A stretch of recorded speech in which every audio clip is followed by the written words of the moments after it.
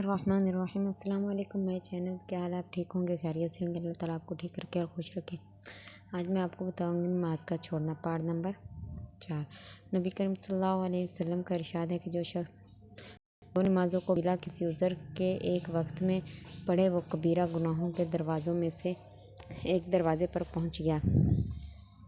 تو اس سے ہمیں معلوم ہوا، حضرت علی رضی اللہ تعالیٰ عنہ فرماتے ہیں کہ نبی کریم صلی اللہ علیہ وسلم نے ارشاد فرمایا، 3 چیزوں میں تاخیر نہ کرنا: ایک نماز جب اس کا وقت ہو جائے، دوسرا جنازہ جب تیار ہو جائے، تیسری بے نکاحی اور جب اس کے جوڑ کا خاوند مل جائے، یعنی فوراً نکاح کر دینا۔ بہت سے لوگ جو اپنے کو دیندار بھی سمجھتے ہیں اور گویا نماز کے پابند بھی سمجھے جاتے ہیں، وہ کئی نمازیں معمولی بہانہ سے، سفر کا ہو، دکان کا ہو، ملازمت کا ہو، سفر سے گھر آ کر اکٹھی ہی پڑھ لیتے ہیں۔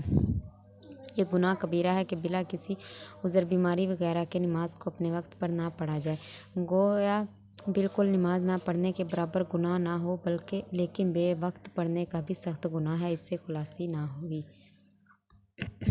ایک مرتبہ نبی کریم صلی اللہ علیہ وسلم نے نماز کا ذکر فرمایا اور یہ ارشاد فرمایا، جو شخص نماز کا اہتمام کرے تو نماز اس کے لیے قیامت کے دن نور ہوگی اور حساب پیش ہونے کے وقت حجت ہوگی اور نجات کا سبب ہوگی، اور جو شخص نماز کا اہتمام نہ کرے اس کے لیے قیامت کے دن نہ نور ہوگا، نہ اس کے پاس کوئی حجت ہوگی، نہ نجات کا کوئی ذریعہ اس کا حشر فرعون، حامان اور ابی بن خلف کے ساتھ ہوگا، نعوذ باللہ۔ تو فرعون کو تو ہر شخص جانتا ہے کہ کس درجہ کا کافر تھا، حتیٰ کہ خدائی کا دعویٰ کیا تھا، اور حامان اس کے وزیر کا نام ہے، اور ابی بن خلف مکہ کے مشرکین میں سے بڑا دشمن اسلام تھا۔ ہجرت سے پہلے نبی کریم صلی اللہ علیہ وسلم سے کہا کرتا تھا، میں نے ایک گھوڑا پالا ہے، اس کو بہت کچھ کھلاتا ہوں، اس پر سوار ہو کر نعوذ باللہ تم کو قتل کروں گا۔ حضور صلی اللہ علیہ وسلم نے ایک مرتبہ اس سے فرمایا تھا کہ انشاءاللہ میں ہی تجھ کو قتل کروں گا۔ احد کی لڑائی میں وہ حضور صلی اللہ علیہ وسلم کو تلاش کرتا پھرتا تھا اور کہتا تھا کہ اگر وہ آج بچ گئے تو میری خیر نہیں، چنانچہ حملہ کے ارادہ سے وہ نبی کریم صلی اللہ علیہ وسلم کے قریب پہنچ گیا۔ صحابہ کرام نے ارادہ بھی فرمایا کہ دور ہی سے اس کو نمٹا دیں۔ حضور صلی اللہ علیہ وسلم نے ارشاد فرمایا کہ آنے دو۔ جب وہ قریب ہوا تو نبی کریم صلی اللہ علیہ وسلم نے ایک صحابی کے ہاتھ میں سے برچھا لے کر اس کے مارا، جو اس کی گردن پر لگا اور ہلکا سا خراش اس کی گردن پر آ گیا، مگر اس کی وجہ سے گھوڑے سے لڑکھتا ہوا گرا اور کئی مرتبہ گرا اور بھاگتا ہوا اپنے لشکر میں پہنچ گیا اور چلاتا تھا کہ خدا کی قسم مجھے محمد صلی اللہ علیہ وسلم نے قتل کر دیا۔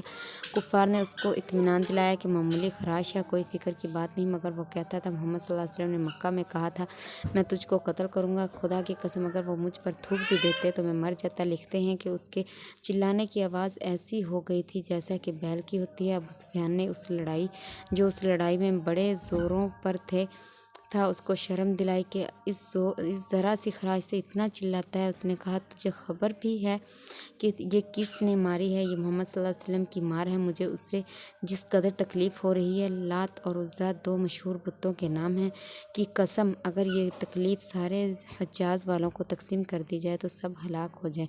محمد صلی اللہ علیہ وسلم نے مجھ سے مکہ میں کہا تھا کہ میں تجھ کو قتل کروں گا، میں نے اسی وقت سمجھ لیا تھا کہ میں اس کے ہاتھ سے ضرور مارا جاؤں گا، میں اس سے چھوٹ نہیں سکتا، اگر وہ اس کہنے کے بعد مجھ پر تھوک بھی دیتے تو میں اس سے بھی مر جاتا۔ چنانچہ مکہ مکرمہ پہنچنے سے ایک دن پہلے وہ راستہ ہی میں مر گیا۔ ہم مسلمانوں کے لیے نہایت غیرت اور عبرت کا مقام ہے کہ ایک پکے کافر اور سخت دشمن کو تو حضور صلی اللہ علیہ وسلم کے ارشاد کے سچے ہونے کا اس قدر یقین ہو کہ اس کو اپنے مارے جانے میں بھی ذرا بھی تردد نہ ہو، لیکن ہم لوگ حضور صلی اللہ علیہ وسلم کو نبی ماننے کے باوجود، حضور کو سچا ماننے کے باوجود، حضور کے ارشادات کو یقینی کہنے کے باوجود، حضور کے ساتھ محبت کے دعوے کے باوجود، حضور صلی اللہ علیہ وسلم کی امت میں ہونے پر فخر کے باوجود کتنے ارشادات پر عمل کرتے ہیں، اور جن چیزوں میں حضور نے عذاب بتائے ہیں ان سے کتنا ڈرتے ہیں، کتنا کانپتے ہیں۔ یہ ہر اس شخص کے اپنے ہی گریبان میں منہ ڈال کر دیکھنے کی بات ہے، کوئی دوسرا کسی کے متعلق کیا کہہ سکتا ہے۔ ابن حجر رحمۃ اللہ علیہ نے کتاب الزواجر میں قارون کا بھی فرعون وغیرہ کے ساتھ ذکر کیا اور لکھا ہے، ان کے ساتھ حشر ہونے کی وجہ یہ ہے کہ اکثر انہی وجوہ سے نماز میں سستی ہوتی ہے جو ان لوگوں میں پائی جاتی تھی۔ اللہ تعالیٰ سے دعا، اللہ تعالیٰ ہمیں ان تمام وجوہات سے بچائے اور ہمیں اس پر عمل کرنے کی توفیق عطا فرمائے۔ اب ہم ملیں گے نیکسٹ ویڈیو میں۔ اللہ حافظ۔